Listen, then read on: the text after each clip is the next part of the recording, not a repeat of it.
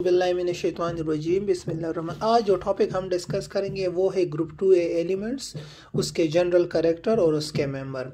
Group 2A elements को alkaline earth metals भी कहते हैं। इनको अल्कलाइन अर्थ मेटल्स क्यों कहते हैं? इनको अल्कलाइन अर्थ मेटल इसलिए कहते हैं जब इनके ऑक्साइड्स आप वाटर में मिलाए तो ये जनरली बेसिस बनाते हैं, अल्कलाइन सोल्यूशंस बनाते हैं। और दूसरी बात, ये जनरली फ्री नहीं होते, अर्थ क्रस्ट में होते हैं इन द फॉर्म ऑफ ओर्स। फिर ओर्स किसको कहते हैं? वो मिनरल जिसमें मेटल मौजूद होता है और आप उस मेटल को उसको निकालते हो by a process called metallurgy, तो उसको हम जनरली और कहते हैं। So do not exist free in nature नहीं होते due to high reactivity, so always in the form of compounds होते हैं। इसके कुछ और होते हैं, और वो चीज़ें जिससे आप मेटल्स निकालते हो, dolomite, calcium carbonate, magnesium carbonate, magnesite, magnesium carbonate, gypsum, calcium sulphate into 2 जो बाय हाइड्रेटेड है। ठीक है। फिर alkaline earth metal consist of the following member: beryllium, magnesium, बड़े मगरमच्छ का सर बड़ा। ठीक है। इसमें रेडियम जो है ये रेडियो एक्टिव है क्योंकि इसका एटॉमिक नंबर 82 से ज़्यादा है, और ये जो बाकी है ये नॉर्मल एलिमेंट्स है। बेरिलियम अगर देखें 4 है, फिर 8 जमा करें मैग्नीशियम, फिर 8 जमा करें कैल्शियम, फिर 18 जमा करें तो सिलिकॉन, फिर 18 जमा करें तो बेरियम, फिर 32 जमा करें तो रेडियम आ जाएगा। इसके वैलेंस इलेक्ट्रॉनिक कन्फिग्रेशन NS2 होता है। N का मतलब है कि पीरियड नंबर कौन सा है, और S का मतलब है कि इसके S सब शेल में 2 इलेक्ट्रॉन्स होते हैं वैलेंस सब शेल में। अगर आप इनकी बात करें ट्रेंड इन एटॉमिक प्रॉपर्टीज या चेंज, अगर आप atomic size, electro affinity, shielding effect या आयोनाइजेशन एनर्जी की बात करें, एटॉमिक साइज जो होता है अल्कलाइन अर्थ मेटल का डाउन द ग्रुप इंक्रीज होता है। क्यों इंक्रीज होता है? इसलिए इंक्रीज होता है क्योंकि इसका जो साइज है वो क्या होता है, due to increase in number of shell. जब नंबर ऑफ शेल बढ़ते हैं ऑटोमेटिकली इसका जो साइज है वो भी बढ़ता है। नेक्स्ट आपका है इसकी जो है, एंड दैट इज इलेक्ट्रोनेगेटिविटी।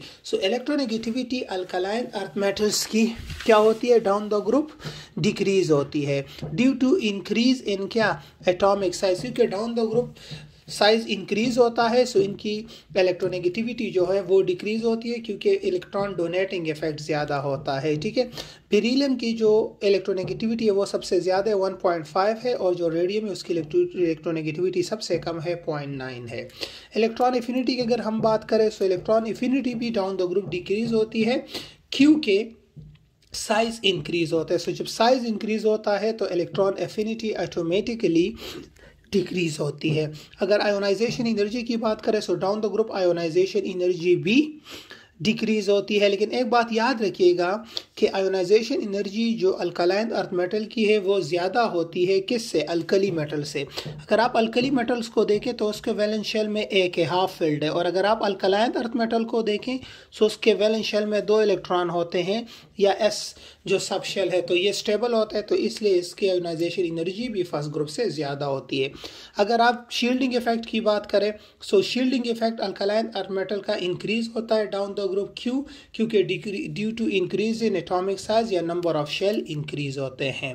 फिर एक और सवाल आता है पेकुलर बिहेवियर ऑफ बेरिलियम के। बेरिलियम जो है इसकी कुछ प्रॉपर्टीज डिफरेंट होती है बाकी एलिमेंट से। क्यों डिफरेंट होती है बेरिलियम की?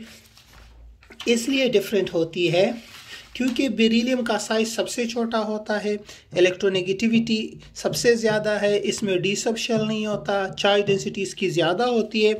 मतलब अगर आप देखें बेरिलियम +2। फजान रूल ये कहता है कि जब किसी मेटल का साइज छोटा होता है तो वो कोवेलेंट बॉन्ड बनाता है इंस्टेड ऑफ आयोनिक बॉन्ड। क्यों? क्योंकि इसकी चार्ज डेंसिटी ज़्यादा होती है, जिसकी वजह से ये आयोनिक के बजाय ये मेटल कोवेलेंट बॉन्ड बनाता है। बेरिलियम का जो ऑक्साइड्स है वो एम्फोटेरिक होता है, बेरिलियम क्लोराइड जो होता है वो कोवेलेंट होता है। क्यों? Due to high charge density of किसकी? बेरिलियम की। ठीक है। नेक्स्ट जो है हमारा दैट इज कि अब इसकी जो फिजिकल प्रॉपर्टीज़ है कि इसकी फिजिकल प्रॉपर्टीज़ में क्या फ़र्क पड़ेगा, या इसकी फिजिकल प्रॉपर्टीज़ में कौन सा चेंज आएगा, कौन सा चेंज नहीं आएगा, वो हम डिस्कस करेंगे।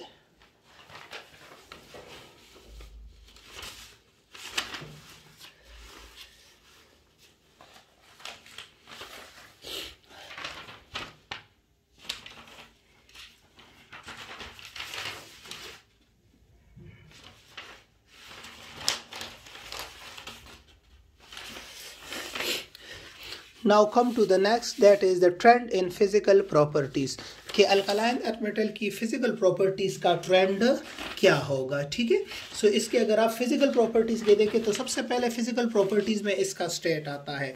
अगर आप इसके स्टेट की बात करें सो जितने भी अल्कलाइन अर्थ मेटल है ये जनरली सॉलिड स्टेट में होते हैं क्योंकि मेटल्स होते हैं। दूसरी बात कि ये हार्डर होते हैं as compare to alkali metal due to strong metallic bonding. अगर मेल्टिंग एंड बॉइलिंग पॉइंट की बात करें so down the group decrease होता है। क्यों? क्योंकि जो आपका स्ट्रेंथ ऑफ मेटालिक बॉन्डिंग है वो डिक्रीज होती है क्योंकि साइज बढ़ता है। Melting and boiling point alkaline earth metal का ज़्यादा होता है अल्कली मेटल से due to small size and strong metallic bonding. अगर आप डेंसिटीज की बात करें so density alkaline earth metal की डाउन द ग्रुप क्या होती है? इंक्रीज होती है। क्यों इंक्रीज होती है? क्योंकि एटॉमिक मास एटॉमिक वॉल्यूम के मुकाबले में ज़्यादा इंक्रीज होता है। अगर आप कंडक्टिविटी की बात करें तो तमाम के तमाम मेटल्स गुड कंडक्टर हैं क्योंकि इनमें फ्री इलेक्ट्रॉन्स होते हैं। अगर आप केमिकल प्रॉपर्टीज़ की स्ट्रेंथ की बात करें सो सबसे पहले रिएक्टिविटी आती है। So reactivity of alkaline earth metals जो होती है ये इंक्रीज होती है down the group.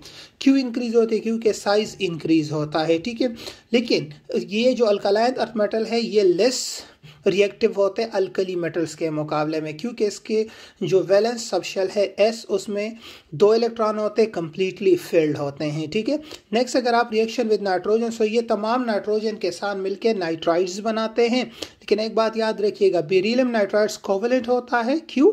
Due to small size and high electron. बाकी जो है वो आयोनिक होते हैं। अगर आप क्लोरीन के साथ करें तो ये क्लोरीन के साथ मिलके क्लोराइड्स बनाते हैं सारे। लेकिन उसी तरह बेरिलियम का क्लोराइड कोवेलेंट होता है क्योंकि फैजान रूल ये कहते हैं कि जब साइज छोटा हो इलेक्ट्रोनेगेटिविटी ज़्यादा हो तो मेटल भी कोवेलेंट बॉन्ड बना सकता है। बाकी आयोनिक होते हैं। अगर आप वाटर के साथ करें ये ऑक्सीजन के साथ करें सो तमाम के तमाम ऑक्सीजन के साथ मिलके ऑक्साइड्स बनाते हैं।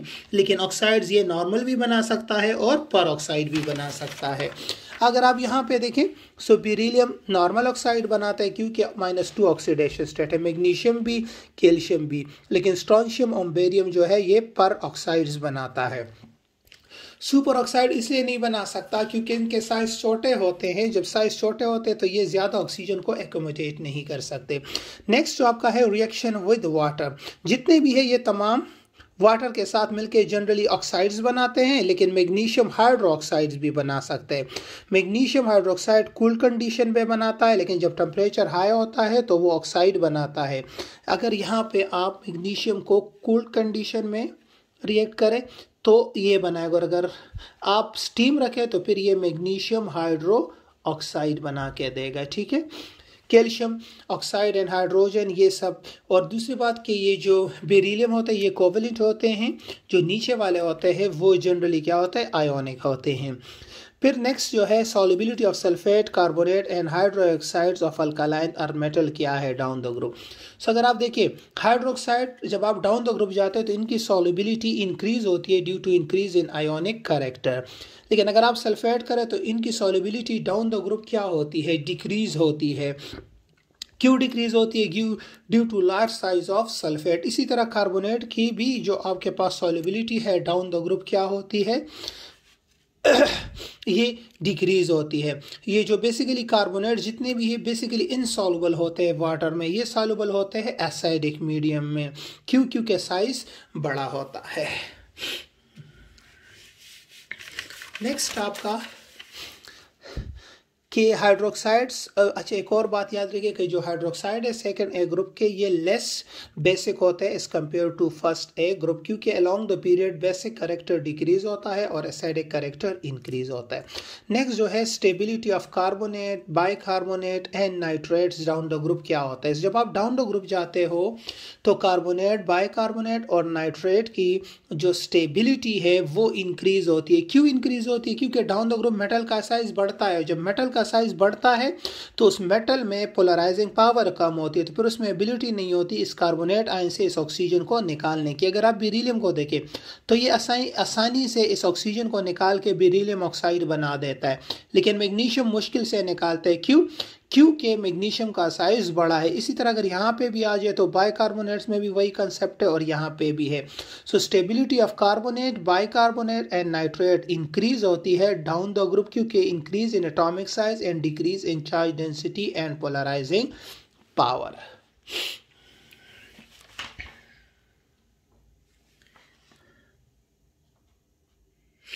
नेक्स्ट आपका एक शॉर्ट आंसर है कि वाई बेरिलियम जो ऑक्साइड है कि वाई ये क्यों एम्फोटेरिक होता है। सो बेरिलियम हाइड्रोक्साइड जो होता है ये एम्फोटेरिक इसलिए होता है क्योंकि ये एसिड के साथ भी रिएक्ट कर सकता है और बेस के साथ। एसिड के साथ रिएक्ट के सॉल्ट बनाता है और बेस के साथ रिएक्ट करके कम्प्लेक्स बनाता है, ठीक है, सोडियम बेरेलाइट बनाता है।